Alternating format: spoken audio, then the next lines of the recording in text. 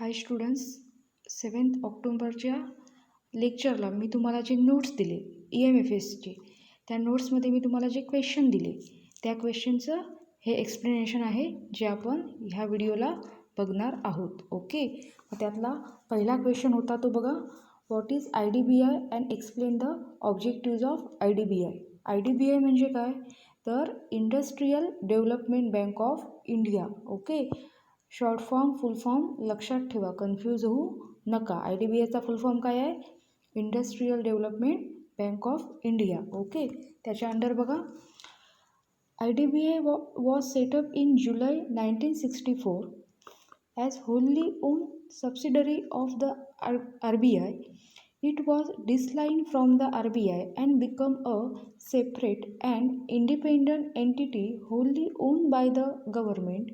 It also acts as a development financing agency in addition to its work of coordinating, supplementing and monitoring the operations of other term lending institutions in the country. It also provides indirect assistance in the form of discounting, rediscounting long-term bills and promissory notes. म्हणजे ह्यामध्ये त्यांनी काय म्हटलं आहे की 1964मध्ये म्हणजे 1964मध्ये RBIची संपूर्ण मालकीची उपकंपनीज म्हणून IDBIची स्थापना केली गेली. का आणि कधी केली गेली? तर 1964मध्ये ही स्थापना केली गेली. ते RBIमधून खाली आले आणि इंडिपेंडंट गव्हर्नमेंटची ओन संस्था बनली. RBIमधून खाली आले आणि त्यांची स्वतःची इंडिपेंडंट अशी ते मॅनेजमेंट किंवा इंडिपेंडंट संस्था ती बनली. ओके, म्हणजेच IDBI it also act as a development financing agency and coordinating, सोबतच डेव्हलपमेंट विकास संस्था म्हणून काम करतात. काय करतात ते?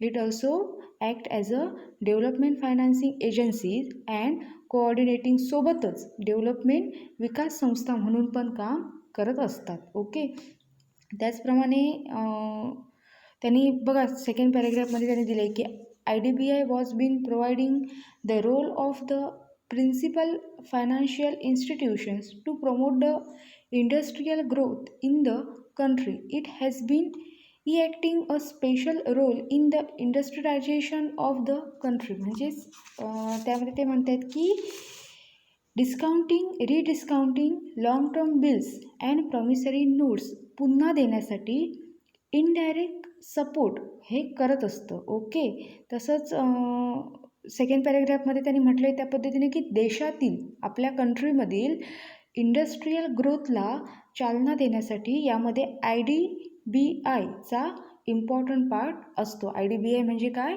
Industrial development bank of India, म्हणजे ही IDBI आहे, ह्यांचा ह्यामध्ये इम्पॉर्टंट पार्ट असतो. ओके, तसंच देशातील इंडस्ट्रियलायझेशनमध्ये IDBIची भूमिका ही खूप इम्पॉर्टंट असते. ओके, त्यामध्ये त्यांनी खाली ऑब्जेक्टिव्ज दिले आहेत बघा, ऑब्जेक्टिव्ज ऑफ IDBI. बघा मग त्यातला पहिला काय आहे?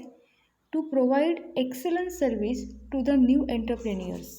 म्हणजेच काय तर देशातील ह्यावर त्यांनी म्हटलं आहे की न्यू उद्योजकांना, जे आपल्या देशातील नवीन उद्योजक वगैरे असतात ते, मग न्यू उद्योजकांना एंटरप्राइज सर्व्हिस प्रोव्हाइड करणं हे यामध्ये केलं जातं किंवा चांगल्या लेवलची सर्व्हिस ही यामध्ये प्रोव्हाइड केली जाते. ओके, सेकंड बघा, to build an excellent industrial structure in the country. म्हणजेच काय तर देशात एक बेस्ट इंडस्ट्रियल स्ट्रक्चर तयार करणं किंवा देशात एक बेस्ट इंडस्ट्रियल स्ट्रक्चर जे असतं ते तयार केलं जातं. ओके, थर्ड बघा, to provide technical and administrative assistance for the formation of companies of expansion of industries.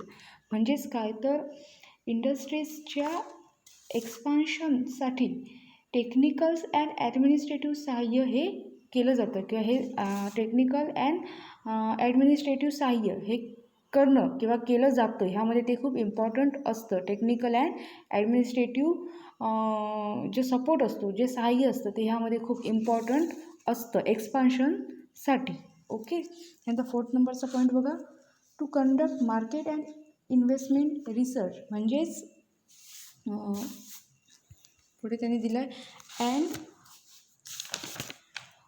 Survey in connection with the development of industries. म्हणजेच काय तर संसाधन अँड गुंतवणुकीचे संशोधन, म्हणजेच conduct and investment research and development इंडस्ट्रीजचा याच्याशी संबंध असतो किंवा ह्याच्याशी रिलेटेड ह्या असतात. कशाशी तर conduct and investment research and development इंडस्ट्रीशी रिलेटेड ह्या असतात. ओके. हे झाले तुमचे ऑब्जेक्टिव्ज ऑफ IDBI. IDBIचे ऑब्जेक्टिव्ह जास्त नाही दिलेत त्यांनी, फक्त 4 दिले आहेत. ओके. थँक्यू.